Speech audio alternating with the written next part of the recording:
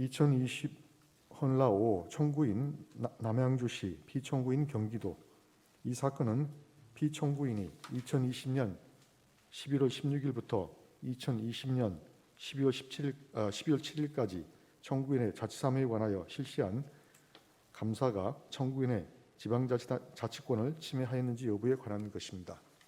먼저 주문을 선고하고 법정 의견의 요지는 이미선 재판관께서 재판관 2선의 이종석, 이영진의 별지 1 목록 순번 9 내지 14 기재 각 항목에 대한 별개 의견 및 같은 목록 순번 1 내지 8 기재 각 항목에 대한 반대 의견의 요지는 이선의 재판관께서 설명을 하겠습니다.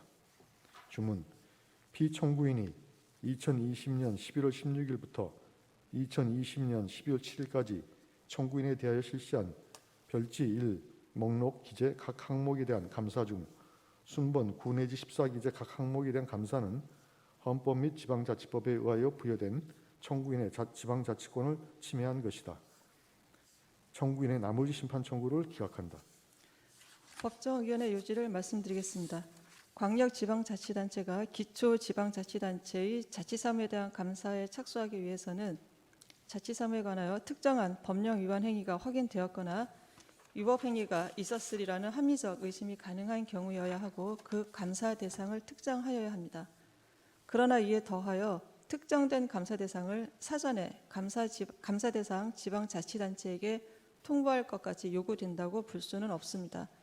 따라서 피청구인이 이 사건 감사에 착수하기에 앞서 청구인에게 조사 개시 통보를 하면서 내부적으로 특정한 감사 대상을 통보하지 않았다고 하더라도 그러한 사정만으로는 이 사건 감사가 위법하다고 할 수 없습니다. 다음으로 감사 대상의 특정 여부에 관하여 보겠습니다. 별지 목록 1번 내지 8번 기재 항목에 대한 감사는 그 내용에 비추어 감사 개시 전에 감사 대상이 특정되었다고 볼 수가 있습니다. 그러나 별지 목록 9번 기재 항목의 기타 언론 보도, 현장 제보 사항 등은 그 내용이 추상적이고 포괄적이어서 감사 대상이 특정되었다고 볼 수 없습니다. 한편 피청구인은 이 사건 감사를 개시한 이후에 당초 감사 대상으로 특정하지 않았던 별지 목록 10번 내지 14번 기재 항목에 대해서도 감사를 실시하였는데 이와 같이 감사 개시 이후에 감사 대상을 확장하거나 추가하는 것이 허용되는지가 문제됩니다. 지방자치단체의 자치사무에 대한 무분별한 감사권의 행사는 헌법상 보장된 지방자치권을 침해할 가능성이 크므로 원칙적으로 감사 대상을 확장하거나 추가하는 것은 허용되지 않는다고 보아야 합니다. 그러나 자치사무의 합법성 통제라는 감사의 목적이나 감사의 효율성 등을 고려할 때 당초 특정된 감사 대상과 관련성이 인정되는 것으로서 당해 절차에서 함께 감사를 진행하더라도 감사 대상 지방자치단체가 절차적인 불이익을 받을 우려가 없고 해당 감사 대상을 적발하기 위한 목적으로 감사가 진행된 것으로 볼 수 없는 사항에 대해서는 예외적으로 감사 대상의 확장 내지 추가가 허용된다고 할 것입니다.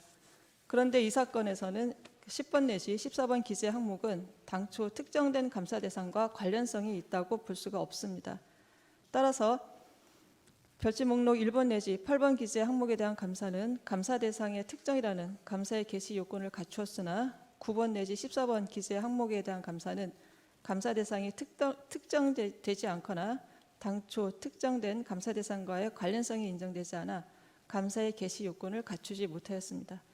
마지막으로 위법성의 확인 정도에 관하여 보면 시도지사 등이 제보나 언론 보도 등을 통해 감사 대상 지방자치단체의 자치사무의 위법성에 관한 정보를 수집하고 객관적인 자료에 근거하여 해당 정보가 믿을만하다고 판단함으로써 위법 행위가 있었으리라는 합리적 의심이 가능한 경우라면 감사를 개시할 수 있을 정도의 위법성 확인은 있었다고 봄이 타당합니다. 별지 목록 1번 내지 8번 기재 항목에 대해서는 감사 개시 전에 모두 법령 위반 여부에 대한 확인이 있었다고 평가할 수가 있습니다. 이상과 같이 이 사건 감사 중 1번 내지 8번 기재 항목에 대한 감사는 감사의 개시 요건을 모두 갖추었으나 9번 내지 14번 기재 항목에 대한 감사는 감사의 개시 요건을 갖추지 못했는데 위 항목에 대한 감사가 이 사건 감사의 주된 목적이었다는 등의 특별한 사정이 없으므로 위 항목, 즉 9번 내지 14번 기재 항목에 대한 감사에 한정해서 위법한 감사로 볼 것입니다. 그러므로 피청구인이 청구인에게 실시한 이 사건 감사 중 9번 내지 14번 기재 항목에 대한 감사는 위법한 감사로서 청구인의 지방자치권을 침해하였습니다. 이상입니다.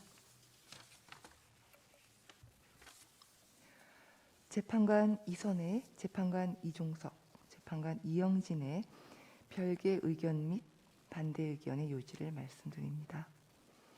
우리는 피청구인이 2020년 11월 11일 청구인에게 언론 보도 의혹 사항, 주민감사 청구 및 익명 제보 사항 등에 대하여 조사를 개시한다고 통보한 후 2020년 11월 16일부터 2020년 12월 7일까지 실시한 조사 행위가 헌법 및 지방자치법에 의하여 부여된 청구인의 지방자치권을 침해하였다고 생각합니다.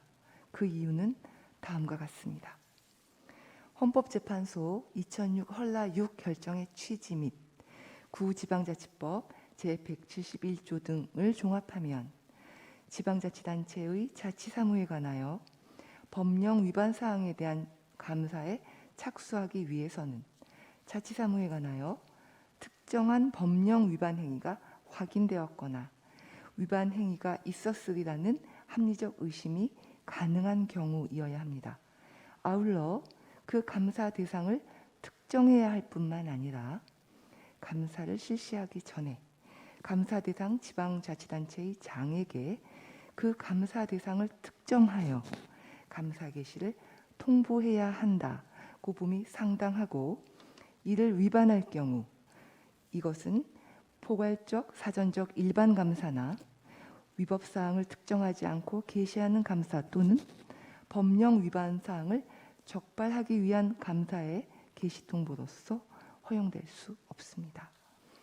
그런데 이 사건 감사 대상 사무 중 코로나19 방역 지침 위반을 비롯한 일부의 사무의 경우는 감사의 일환으로서 이 사건 조사를 실시하기 전에 해당 자치사무의 처리가 법령에 위반되는지 여부 등을 확인할 의무를 이행했다고 보기 어렵습니다.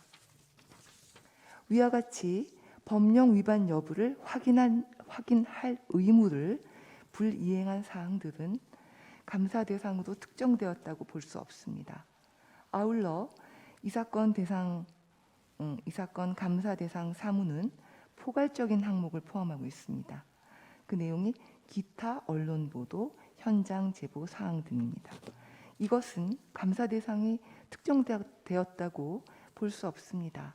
실제 이 포괄 항목에 근거해서 감사가 진행된 항목을 보면 이것은 이 사건 감사 계획상 중점 감사 대상으로 언급된 항목들과는 전혀 무관한 사무로서 이 사건 감사 계획에서 예정하지 않은 새로운 사항이므로 감사 대상으로 특정된 사무라고 보기도 어렵습니다.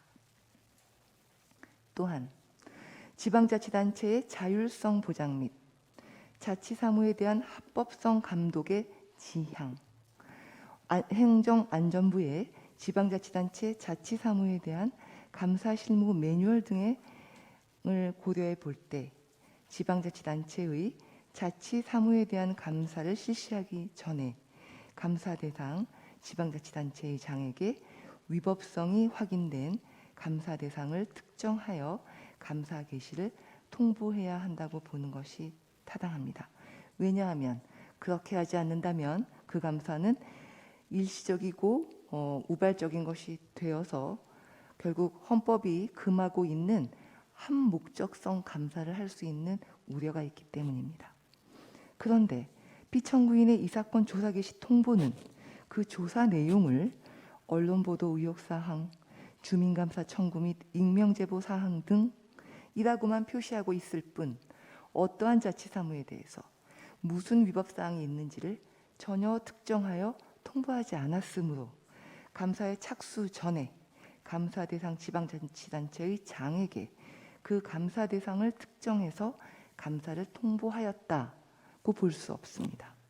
이처럼 피청구인의 이 사건 조사 행위는 헌법재판소의 결정의 취지와 구지방자치법 제171조에 등에 따른 지방자치단체의 자치 사무에 대한 감사 개시 요건을 충족하지 못한 위법한 감사로서 이것은 포괄적, 사전적 일반 감사이거나 위법 사항을 특정하지 않고 개시하는 감사이거나 또는 법령 위반 사항을 적발하기 위한 감사에 해당하여 허용될 수 없습니다.